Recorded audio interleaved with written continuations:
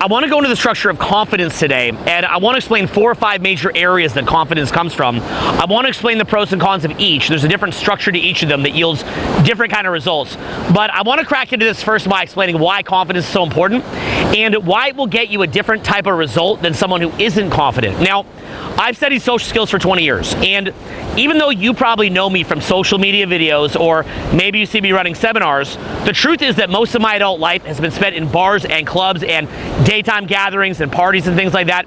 Basically anywhere that I could be to understand why different social relationships occur, why attraction happens, why people get a promotion at work, why you might be a good ambassador for your brand or you're not, why some people can actually have less to offer in life, but because they have good social skills and confidence, they wind up getting a lot better results in life. They just wind up getting paid more people like them, more people date them, et cetera, et cetera.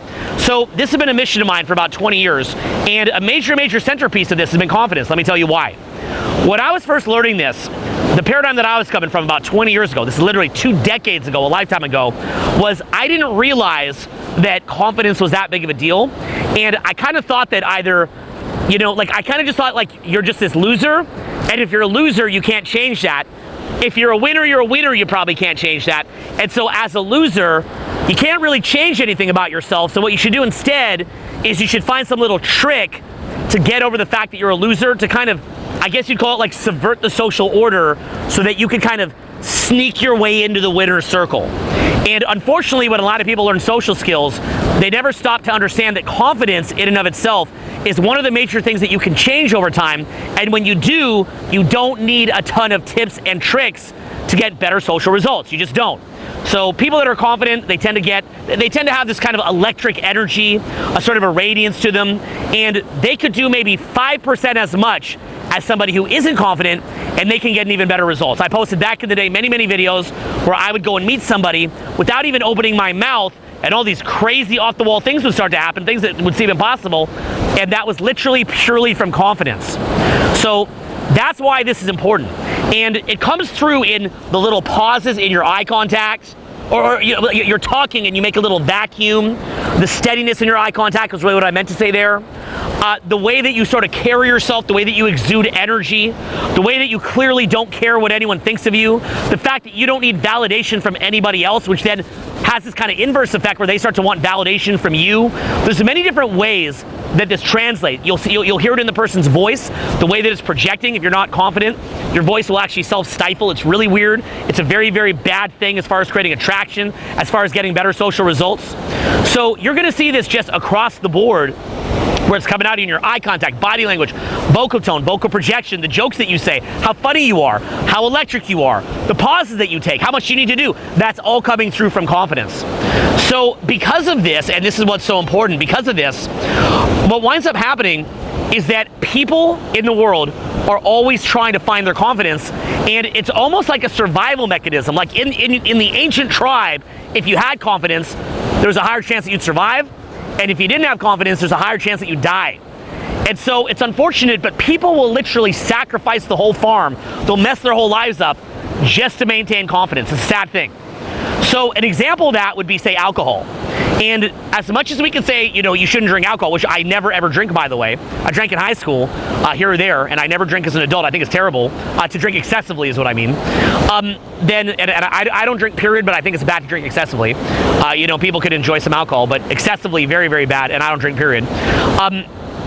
What I've seen is, while I don't drink personally, clearly alcohol has been helping people to meet each other and has acted as a social lubricant for thousands of years.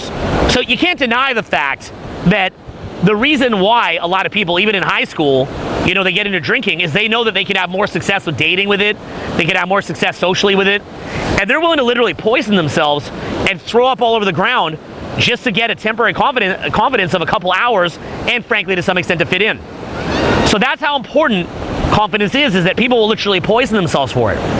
So that is actually the first form of confidence I'm going to explain to you. It's called liquid courage. That is a very viable, very real form of confidence. What's the upside of that? I can tell you this. When I'm out at a bar club and I'm not drinking, and I may be a little bit nervous when I get there, not so much, 20 years later, but definitely in my learning curve, maybe here or there now, not usually. What I've found is that my friends that were drinking, within 3 to 7 minutes, they're having a ball. And I'm still a little bit stuck in my head, right? Maybe I'm trapped in my mind from working too much. But they're having a ball. They're having so much fun. And I'm stuck in my mind, a little bit nervous, kind of stifling myself, not knowing what to say. They're using booze, right? Some people will take Molly. They'll say they're perfect night outs when they take Molly, right? Like MDMA, things like that. Really, really unhealthy stuff to consume. Terrible, terrible, terrible, terrible. But they do it because it puts them in a very, very powerful flow state. It gets them in a mode of such flow where, things are coming out naturally and so on and so forth. Now, the downside also with booze or Molly or weed or whatever is it can also get it to where, or Coke, is that it can also get it to where you're a little bit off. So I've seen people on Molly that are smooth. I've seen people on Molly that are, they're kind of grinding their teeth and sweating and they're just creeping people out. I've seen people on alcohol that have like just the right level of drunk, and I've seen people with alcohol where, they're creeping people out, they're being gropey, and they wind up running home with somebody they're very unattracted to, and they're going to wake up the next day with deep regret and thrown up the next day. I've seen all that. So you're going to see that liquid courage has its pros and cons. Now, I brought this up first because that's really our metaphor for the different types of confidence that I'm getting into. Now, the next type of confidence is what I would like to call ducks in a row confidence. Ducks in a row confidence is where you build your life up to where you've truly accomplished something, and you can honestly say, I've got my ducks in a row. So say, for example, you got in your best shape of your life. Let's say you had millions of dollars. Let's say you had a, diamond necklace. Let's say you had a big fat mansion. Let's say that you had let's say it was your party and everybody was there to celebrate you. Let's say that you know the people at the bar or club. Let's say that you're there with your squad, your friends, having fun. Let's say that you're already dating a lot of people that are already attractive. Let's say that you're famous, whatever the case. Business killing it, everything's killing it. That is what I'd call having your ducks in a row type confidence. What is the upside of that type of confidence? The upside of that is that it encourages you not to be delusional. Because if you just accept yourself, whether or not you have those things, it can cause you to become very, very lazy. So it's very, very motivating to attach your confidence to having accomplished something, to have slayed dragons, accomplished different things, and to have all your ducks in a row. That's a very, very powerful thing as far as self-motivation. That's a very, very good thing. What is the downside of it? I've personally battled through many, many different setbacks in business. I've had different personal life crises. I've had it to where, my business is getting tanked. Could use a little help, guys. I'll leave that one alone, right? But you see what's happened to me, and I've been hell and back, and I'm eating a clean diet and I'm still getting fat, and I'm getting overweight. I've been at 6% body fat. I've been at over 25% body fat, and I've had it where I've got a full head of hair. I've had it where I got no hair, right under my hat now. So you can see the idea that like I've had it to where business is messing up. We're getting hit in the media. I've just been freshly broken up with because maybe I've lost a bit of confidence and now I get dumped. Key staff members leaving, all sorts of stuff. And, push comes to shove, if I'm teaching a program and people come in to learn social skills and I'm going to have to take them out to a real life venue like a bar or club, I got to show them that. They don't really care, right? They don't care. They don't care at all. They want to see results. So I had to hit a point where it's like, look, I don't care what's happening bad in my life or what I look like or any of that. I've got to be able to go out to a bar club and I've got to be able to meet everybody there, get a lot of attraction of everybody there, and show results, the kind of results that people would want to emulate. So what I learned over time was, on one level, yes, I do appreciate the motivational component of having your ducks in a row. I think that's great. It's become very trendy, kind of in the different, videos online these days. You got to get that, you got to get in shape, get that money, build yourself up, then you get confidence. Then you meet somebody you're attracted to, right? There's a lot of that going on. I like that because it winds up motivating people. But in my case, it became a problem because what I found was no matter how hard I worked, I took hits. I just did, frankly. And it was very, very tough. And it got to the point where I'd be going out to the club and my confidence was shattered. And I would have to perform either way. So I had to really re-anchor my confidence. I found that type of confidence to be motivating, but I found that it didn't hold up when I'm hitting bumps in the road. And it might not be the kind of confidence that holds up when you're 80. Like, do you really not, and people will say it's cheesy to be out at the club when you're 80, and I get that. That's not lost on me. I'm not like, no, not at all. Like, I get it's kind of cheesy, but maybe I kind of want to be that cheesy guy, right? Like, does that desire to meet people ever go away? I'd rather be the cheesy person meeting people than sitting in a diaper at home in some weird roller thing or something like that. I don't plan to ever stop meeting people. I don't ever plan to stop having amazing social results. I mean, who knows how life's going to wind up, but if I'm here and I'm kicking, I want to be having fun. So that kind of confidence, yes, it holds up to an extent, and yes, it's motivating, but when push comes to shove, it can mess you up. So that's another one. Now, another one that's a very dark type of confidence, by the way, is not giving a crap what anybody thinks of you, but to the point that it fuels you from a dark place. And you'll see that online. There's kind of a lot of different subcultures online, if you know, you know. And those are people that have basically achieved confidence by just saying, I am walking away from all this. I don't care what any of y'all think. I hate all of you. And for that reason, I laugh at all of you. I preemptively snub all of you. It's a little bit, and I like a lot of gothic culture, by the way. I think a lot of it can be kind of cool. But it's a little bit of kind of the bad version of a goth who feels like in high school they're not going to be popular. And so they kind of like dress to scare people almost and just gain confidence from the fact that people are freaked out by them. So I used to see a lot of goths in high school where they would kind of like brag to each other about how people were scared of them and how people were running away. And they do get confidence from that. There's a very, very dark kind of confidence that you can get when you just stop caring what anybody thinks at all. And it actually can fuel you, and you can actually get results with it. I believe that people who do that, it's an adaptive mechanism to the fact that they probably can't get their ducks in a row, and so they just stop caring, and they probably get better results like that than by being panicked that they can't get their ducks in a row. So that is another version of confidence that is real. It makes sense, but it just kind of is what it is.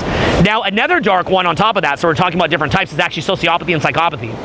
And what you'll generally see, if somebody's a sociopath, or somebody's a psychopath, or somebody likes to drink, if they watch my content, where I'm talking about, say Eckhart Tolle or something like that, it is literally like a foreign language to them, and they have come to a space where their confidence, like a psychopath or a sociopath, remember, these aren't just people that run around, killing people. A psychopath or sociopath, many of them actually fit into society. Many different people in our society have sociopathy and psychopathy. They don't want to cure it. It's one of those mental disorders that pretty much never gets cured, more or less. Could get cured, I guess, in theory, but I think it pretty much never does. The reason why is because somebody who has no empathy, or somebody who never cries, somebody who doesn't have a range of emotions, they view it like things in their mind, like ethics or morality, is actually this weird self-imposed hindrance. And so in their mind, they would almost rather be like somebody who is free of that, right? They see somebody crying, or they see somebody, say there's a pet dead on the side of the road and you get upset from that. They would view that in their version of the world like as if I was looking at the air going, oh, the air, let's pray to the air, let's cry about the air. And they're like, whatever disease you have that makes you act like that, I don't want it. They see it like things like ethics and morality is actually a hindrance within the capacity for people to kind of play on the chessboard. And you'll know that people are coming from that space over time. Here's how you know. They tend to have very, very steady eye contact. They're very, very congruent. And in many ways, they're more confident than anybody. There's a really hardcore confidence. Well, what is the downside of that? Why don't you want to be, just some kind of psycho or sociopath? Why is that? We associate it as being bad, but is it so bad? Well, yes, it is. Here's why. What you will see with psychopaths and sociopaths is they lose something called discernment. And discernment is this idea that you have an ability to see reality accurately, and they lose that. And typically psychos and sociopaths will wind up making certain mistakes. They wind up, the way that you can sort of imagine it is it's like plucking the fruit too early. So they're running around plucking all these fruits too early, thinking they're getting all the fruit, rather than maybe just choosing a fruit to let blossom and really taking it in. What that means that they're going to be absent the true range of human experience. Things like art, things like true friendship, things like giving. There is a dimension to life that they don't have access to, but they do get that short-term benefit of being confident right away, of not having to cry when they see a pet die, of not, being hindered on the chessboard by ethics and morality. So in their mind, they feel like they're gaining confidence from it, but there's an entire dimension of life that they don't see. And when they do see it, to them, it just looks super duper weird, like as if I'm crying over a grain of sand. Like if I just picked up, this little grain of sand here, and I just started crying over it. I'm like, look at, like this is like what a empath or just like a normal human looks like to a psycho. They're like, Dylan, the sand look, it fell. Oh, it's so beautiful. Can we give it a funeral? Bury the sand. Oh, it fell. God, why? Whatever you are, weirdo, just snap out of it. Thank you, Dylan, thank you. And that's not a grain of sand either. Okay, so, that's what it looks like to a sociopath. It looks like they have been limited limited by having that full range of empathy, of human emotion. And what winds up happening is that there's levels of discernment that they are losing that you can't even imagine. You truly couldn't imagine the level to which they're not able to see reality correctly. And the reason why, and this is getting a little bit out there, but if you really go down the spiritual rabbit hole, which again to them sounds crazy, in effect, it's almost like they have a dark entity attached to them that is running them, that they've invited in. So they're actually being run by a parasite and they don't know it. I have a lot of other content where I talk about this. I can literally take you out in public in the same way that I had to observe attraction over the years. I can bring you out in public and I can poke at this stuff and watch the different reactions, and you will see a derangement that is so shocking. And I've been running seminars for many years, so I kind of know how to poke on this and get the thing talking to you. It's really, really crazy what you'll see after 20 years of social experiments, but they will see this and they're like, no, I'm not being run by that. There is no parasite, but that's actually the parasite thinking. So literally, they gain what's in this world, but they lose their soul. But again, to them, that sounds crazy. I don't want to repeat every single video and go in detail for every single little thing. Look up other videos where I've talked about it, and I have a lot more content coming. It's going to go much in depth. But just kind of leave that as a seed, and if you can't roll with that, just roll with these other ideas, but they don't get the full range of human experience. So now, what would be the last way that, in my view, you want to get confidence? And what, in my opinion, is probably the best version of confidence? Here's what it would be.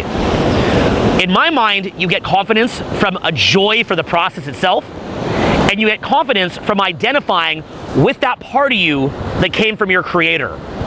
Now, when you hear that and you say, oh, I love the process itself, and I don't identify with how good I'm doing in the pecking order and status, but I identify with that divine spark that's inside me, you hear that, and again, to somebody with ducks in a row type confidence, that sounds completely stupid. But you got to understand that in the same way there's a lacking of discernment in sociopaths, that same issue happens in a major way with people that need to keep their ducks in a row. You will tangibly see people that are using ducks in a row type confidence. They'll do a couple of the following things.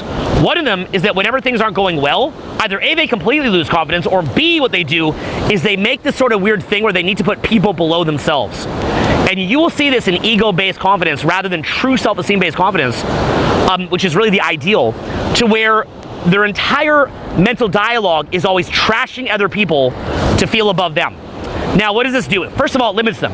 It limits their ability to be able to learn from others, right? Because to be able to get to the promised land, there's people who have gone there before you that are getting better results than you. And if you are now blind to anybody who's accomplished more than you, who has the better results than you, then you can't learn from them. That's a major, major problem.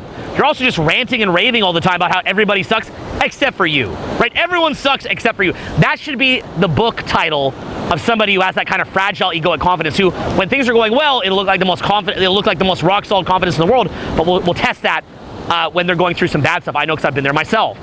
And what you'll see is their mind is always looping on how good they are relative to others. It's all about relative to other people type confidence, which then they'll justify as saying, well, the world does have a hierarchy, which is true and is real, but it also becomes a good justification to burn down like a third of your life just thinking about how you compare to other people and needing to cut off whatever value other people have to offer by cutting them down. I'm not trying to make this into a cheesy thing like everyone has value, don't cut everyone down. I'm not even trying to take it to that place. I'm trying to give you a realistic portrayal of how much people that have ducks in a row type confidence are losing and the extent to which they have to delude themselves to keep themselves there. And so it actually winds up cutting them off also from the full experience of flow, and they wind up getting a kind of cheap dopamine spike version of flow rather than the present energy version of flow that you get from engaging with the process itself and identifying with that spark inside of you that is, you are not God, right? You'll see, again, people who are in that ducks in a row confidence, they'll say, I'm God, I'm God. They'll say things like that rather than realizing that you have a spark from God, but that you are not God at all. And to even say that is ludicrous. So that basic concept, okay, this idea of putting God first, even above your ego, is actually what protects you from that loss of discernment. It is also what allows you to get independent access to flow states without needing your ducks to be in a row. It is also what allows you to access your own will. Notice how most of these different types of confidence rob you of your will. They either invite in some kind of weird parasitic energy, they warp you psychologically and put you in a weird headspace, they disconnect you from your discernment, and they disconnect you from independent flow.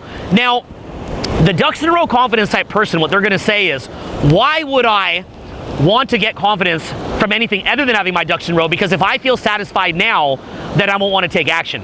In fact, what winds up happening is that when you feel joy for the process itself, like they would talk about in the Bhagavad Gita, or the Power of Now by Eckhart Tolle, or New Earth by Eckhart Tolle is my favorite. When you also identify as that spark that really is inside all of life, what winds up happening is you are so overwhelmed with energy that you want to go and accomplish things. But it's not to go and accomplish things that feed into the sixth system and to build on the sixth system. Rather, it's actually to add to life.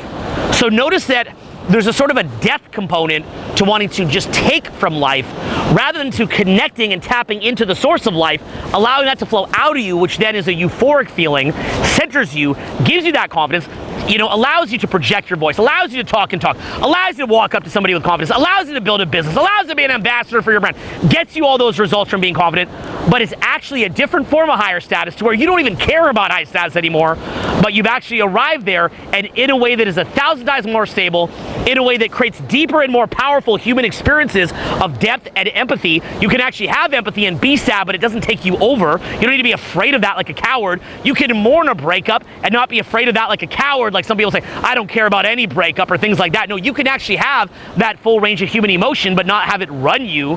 And from that standpoint, you will produce world-class work that is frankly coming from a different level, but also more importantly, what it's going to wind up doing is it's going to allow you to contribute to life itself, which you'll want to do because you identify with that. So what I would ask you as a pop quiz is, what are some different ways that you can tell where somebody's coming from, right? A big one, for example, with ducks in a row type confidence is they're always either oftentimes puffing down weed, cigars, booze. Why? Because their mental loop is, I'm awesome. Those other people suck, because we get that winner effect feeling from seeing ourselves relative to other people when we're in ducks in a row contest. Those people suck. I'm the best, right? They're looping. Well, how can I feel good now? I don't feel that instant flow state. Smoke down cigar, smoke down weed, drink. Now I'm even still the best. You see the looping going on here? You see a lot of people that are super rich in finance. They're sorting down blow, puffing down all the smoke, et cetera, et cetera. They need that. They don't have that access to flow state. Right? How can you tell someone's a psychopath? Like we talked about, you can see in different forms of eye contact. It's the same steady eye contact that you'd see when somebody is inhabited by the energy of life, but it's a shark-like version. And they sort of, they hold themselves like it's very like this, because everyone's the enemy. Everyone's against them. They're very much identified in the physical and the ego, and as a result of that, everyone's against them. They would say that's more realistic, but they don't understand this is all within a paradigm. They believe that if you don't have that you're basically in apathy, almost like say somebody who's homeless in a state of apathy or lazy. That they will seek out examples of people that are unmotivated, disparage them, which is fine, I get that, as a way to counterbalance themselves and justify where they're at. Whereas you can actually have as much energy as that, but come from a collaborative frame. And what winds up happening is that you come in this whole new paradigm where, somebody disses you, you don't care at all, and then you still make millions of bucks. Somebody clowns you, you don't care at all, and you still go on with the bell of the ball. And you wind up getting those results, but you don't even need to talk about it as much. You just enjoy them. And what winds up happening is, as a result of all this, life is just good. You're in a flow state, and you're getting the same results as the top level, but from a very different flow state type of space, and things just work a little bit differently for you. And entirely new paradigms happen. You know how to talk and talk. You don't need this perfect line. It just flows out of you, but you also do a little vacuum. Sometimes you talk less. You're at a whole different paradigm. And so we want to wrap this by saying that you have almost like what you'd call a have and have not paradigm, a doing paradigm, and a being paradigm. The have or have not paradigm is people say, oh, I can't get results unless I have to be fit, I have to be tall, I have to have this car, I can't get results.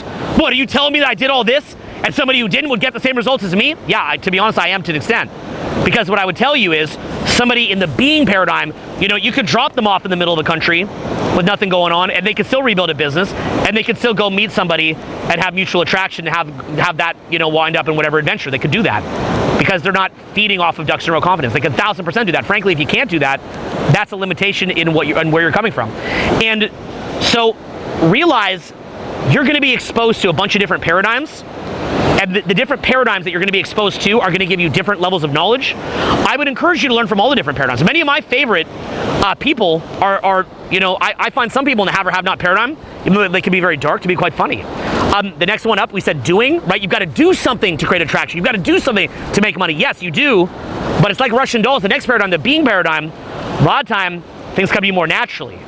And I've talked about this in a lot of other videos, but what winds up happening in that doing paradigm is that you get so identified with it, you create a parasitic entity in the brain that it actually hijacks you and winds up creating fights with people and winds up creating situations where you're going to have to grind it out to prove to yourself you're grinding it out to keep doing. So the being paradigm still acknowledges the other paradigms, like a Russian doll, acknowledges that you may have or have not, acknowledges that you need to do things, but when you do move, it's from a higher fidelity. So again, you've kept those paradigms like a Russian doll, but it's from a higher fidelity, and from that higher fidelity, things just get better and better and better. Now look, the reason why I share this information with you, I share this with you because frankly, here's my selfish agenda on this. I want to have a world with people who get this paradigm. So if you're going to watch this content, do me a favor. Be an action taker, be somebody who's moving towards a being paradigm, and spread this energy out into the world. I also do this because I have private mentoring groups, and I like to get other people that are very, very good, because frankly in those mentoring groups, I'm there, a ton of it, but it's also the benefit of having other cool people that are there. If you think that you're one of those cool people who actually wants to move in this paradigm, then I'd say click the link below and let's have a conversation about joining that private group. And that could be a lot of fun as well. And most important, frankly, is that I want you to just be happy. Okay, so if you're watching this, don't just watch this as infotainment, watch this and actually make a difference in your life. Okay, so make a decision. If I'm gonna give this to you and I'm making this content for free and I'm putting it out, do me that favor. Become a better person, pay that forward, and maybe, just maybe, you'll wind up making a ton of money and hiring me someday, privately, or you'll wind up, right now, even today, joining up in one of my groups where we're gonna help each other. Okay, so click the link below if you think that you're somebody who either now would add value to the group that I'm doing, or somebody who could actually become that kind of person within the help of the group, but you're somebody who focuses on winning, okay? Because I like to be around winners, and winning to me comes from the highest level paradigm, and that is what I want to share with you. Hope you had fun. I actually was here earlier this year and shot a really, really epic masterpiece video that you might see coming out like a year or two or something like that. It's going to be a while till we get those out. A lot of editing on those, but it's kind of fun to kind of just visit this here today. I'm actually on my way up to Seattle to run an event. You might be seeing this after that, and I'll be on my way down to San Francisco after that. We're just going to keep driving the coast, having fun. Hope these ideas of confidence help you out, and I'll talk to you soon. Peace.